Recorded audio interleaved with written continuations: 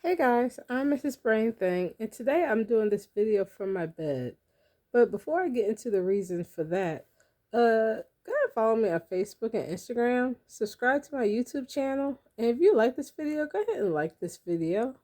So I'm going to go ahead and backtrack for you guys before I even explain why I'm here. On September 3rd, I went to see my neurosurgeon. I think I told you guys I was going to go ahead and follow up with him, because my ophthalmologist said I need to follow up. So I went to go see him, which is not Dr. Gregorian. It's actually the second surgeon that was in the room that I still didn't ask to mention his name in these videos. But anywho, yeah, I went to go see him. And so he went over some of the test results I had and all my notes from my ophthalmologist and all that good stuff. And it was his determination that I needed to go ahead and get a shunt placed. And so I found this out on September 3rd. And the reason why I didn't initially put up a video, I think you guys probably learned this about me, that when I get a diagnosis or when I first find out I need to get something done, I don't jump and put up a video, because sometimes I need to give myself some time to absorb this information. I also need to give my family some time to absorb this information and tell all the people that's close to me, my friends, my work friends, all that good stuff. So, and I need that personal time to absorb that information. It's nothing like it's a big deal or something. When you get a diagnosis like this, it's personal. So even though I share a lot of things with you guys, I have to make peace with it before I can actually explain it to you. Yeah, so like I had to make peace with what he said in that appointment, and I had to sit down with my family and tell them what his determination was. And so I had to tell my the administrators at my school what was going on. So I had to do all these things. And so what he told me exactly was that uh and it's his determination that I need to get the shunt placed, and also I need to go ahead and get a lumbar puncture.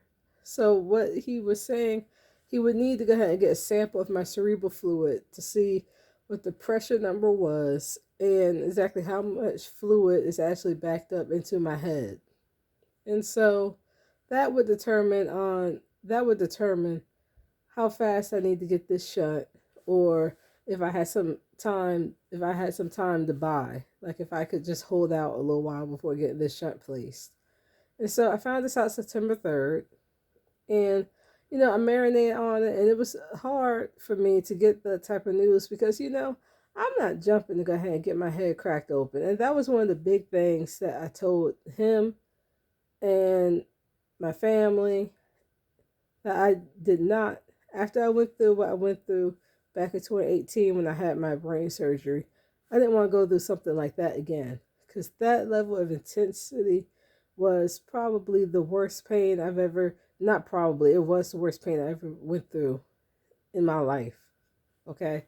So that day I got those results. I struggled, and I spoke to my school nurse, which I love talking to her because she could break it down for me in a realistic way. You only in the room with a doctor for only a couple of minutes, and so sometimes you don't get all your questions answered, and then you don't even think about all the questions you really want to ask, because there are some things I didn't think about until like I went back to work.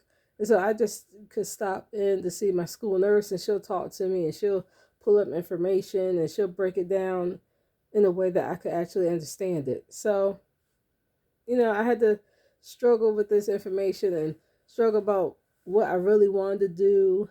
And it's just a lot to really absorb. And it was right before my birthday. So now here comes my birthday. I'm not in the birthday mood at all. Because I had that on my mind. Even though I didn't like articulate that, I didn't actually speak on it a lot, it was on my mind all the time.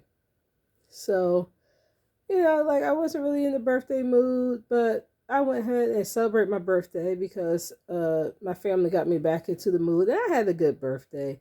If you follow me on Facebook and Instagram, you saw that. I actually did have a good birthday. I just went shopping.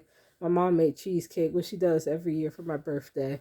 So it was a good birthday, but I was thinking about this appointment that I had today for my lumbar puncture, which kind of like determined on what route we were going to take as far as this shunt.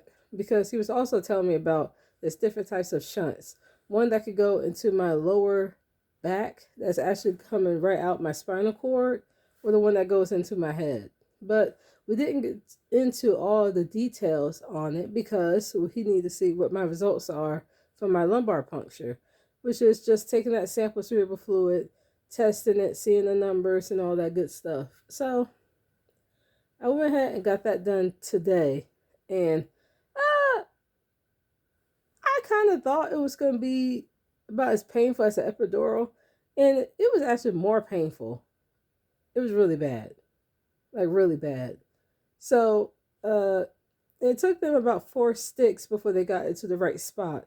So they give you like the local numbing agent, and then they go ahead and put the main needle in. And so it took about 4 times before I first started off laying on my side, kind of like in the fetal position. But apparently I have some disc in my back that's almost fused. So it took a little bit, about the 4th poke before they found the right spot to get into my spinal canal to get a sample of that cerebral fluid to test the numbers and all that stuff. And then once they do that, once they're in there, I had to lay there for a while with the thing in my back so they could watch the fluid, I guess, flow. And that's how they get the numbers that they need. So my numbers are low enough that I don't actually have to run and get a shunt right now, which is a blessing. So my surgeon was there. He was actually the one doing it. I had him and like 2 nurses in the room today. So yeah, I was speaking to him, and so the numbers are low enough that I don't have to go run and get the shunt right now, or I could just go ahead and get the shunt. So he kind of like left it up to me, either go ahead and get the shunt right now, or it's not a rush. And so I told him what I want to do is go the medicine route right now, because I'm not running to get my head cracked open again.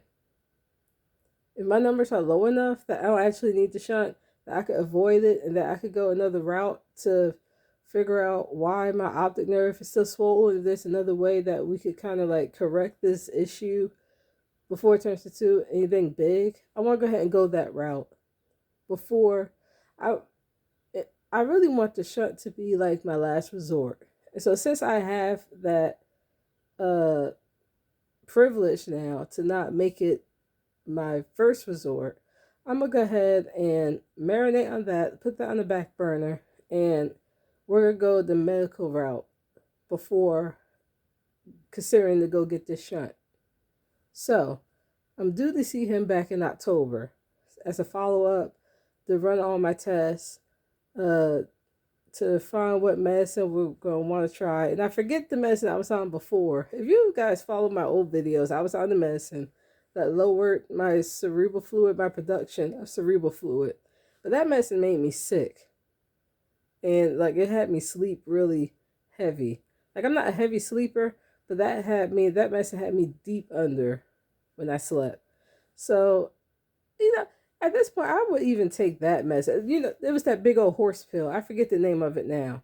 But I would rather take that right now if it meant that I don't have to go get the shunt. So I'm relieved that it's not something I need to run to do. But that gives me time right now to figure out what I need to do for my head, what's going to work for me, what medicine I could take, what medicine is going to keep me functional in life. Yeah. So, and the reason why I'm laying down right now is because I've been stabbed like 4 times. They want me to lay down all day today and like tomorrow. So, and they have me looking out for something called a cerebral spinal headache. And apparently after they do this procedure, like the lumbar puncture, after they take a good bit of your spinal fluid, uh, it could trigger a headache that's so bad. That's what they call that cerebral spinal headache. That I could have like a headache that's so bad that like no medicine or anything could stop. And she was also saying like the headache will be constant. And so if I have one of those headaches, she told me to go back. Either call them and go back today or go back tomorrow so they could do something about it. So we're hoping I don't get any of those type of headaches.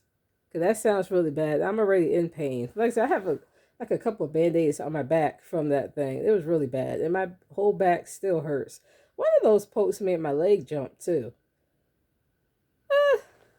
But anywho, like I said, I feel like this appointment was successful. It was good. And so I gained enough confidence to go ahead and make this video and share with you guys what I've been kind of like keeping to myself for the past couple of weeks. Because it's hard when you get those type of results and someone like when I find out I need surgery, even the first surgery, I didn't really tell a lot of people. Even at my job, only people who knew about it was like my administrators and the people who had to know about it. Because when I go through things like that, I don't really need or want a bunch of people asking me about something that is still kind of emotional for me or it's still tough. Like it's a hard pill to swallow when you figure out like you're gonna have to get a brain surgery. So I like to go through things at my own pace, at my own time, and I need time to marinate on stuff before I could explain it to a bunch of people. And so before I could make a video and help you guys through a situation, I need to figure out the situation for myself. I can't really help you guys through something that I really don't even know, or I don't even have the confidence that I could really uh, understand or maneuver in the situation. I found out, or he told me that I was looking into another surgery, getting a shunt placed. I can even explain that to you guys at that point. And even though I know that I have pains on my right side, kind of like half my head, like right side of my head, uh, it was still hard to hear him say those words that I knew he was gonna probably say, but it was still hard to hear him say it at that point. So I really didn't even want to talk to anybody about it. But here I am. My numbers are low enough that I don't have to get the shunt right now. I'm relieved. And so right now I'm gonna try some medicine. I don't know what medicine yet. I still need to talk to him and his nurses. I see him again in October, but I should be hearing back from them probably tomorrow. They're gonna call and check up on me this evening and tomorrow to see if one of those headache things were kind of like triggered. And right now I'm doing fine. And I'm not supposed to sit up all that often, which is why I'm doing this video in the bed. But I hope this video looks okay. Yeah, so this is why I'm doing this video in the bed, because I'm not actually supposed to be getting up unless like I have to go to the bathroom or something. Anywho, my plan is to go ahead and do another video in October after we kind of like sorted through what medicine I want to take and what medicine I can take. By then, we should have already sorted through that information, and I should have something to tell you guys. So, until then, you guys know how to reach out to me. Email me, message me. If you have my phone number, text me. But you guys are good with messaging me. I could get your messages. Messages or email. Mostly messaging. Okay? I'm Mrs. Brain Thang, and I'll talk to you guys next time.